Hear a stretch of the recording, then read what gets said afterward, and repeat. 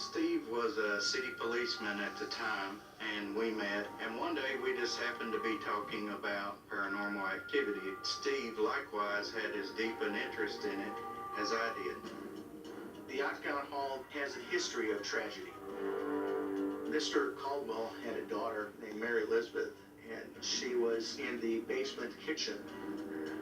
And she apparently got too close to the fireplace and caught her dress on fire and passed away a few days later.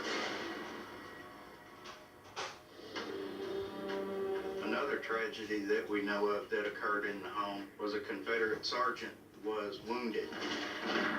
He went to the Caldwell's home. They amputated his leg, but because the Union Army was right behind him, they put him up in the attic to hide him. 3 days later, when the Union Army left, they went up to check on him, and he was dead. He was buried in the backyard, and the attic boarded up.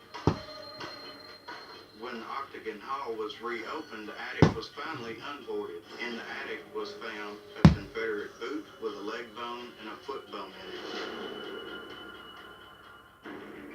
When Jeff and I arrived at the Octagon Hall, we immediately began to set up our equipment.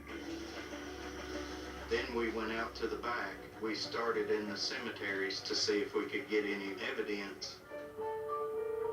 We approached the soldiers' cemetery, and when we arrived there, Jeff had asked if there were any soldiers present.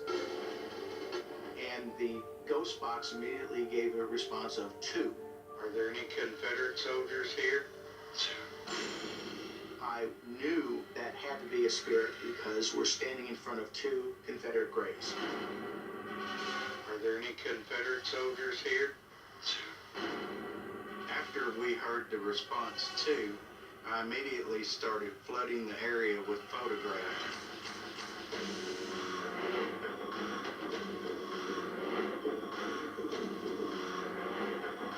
One of the photos shows 2 orbs directly above the Confederate graves.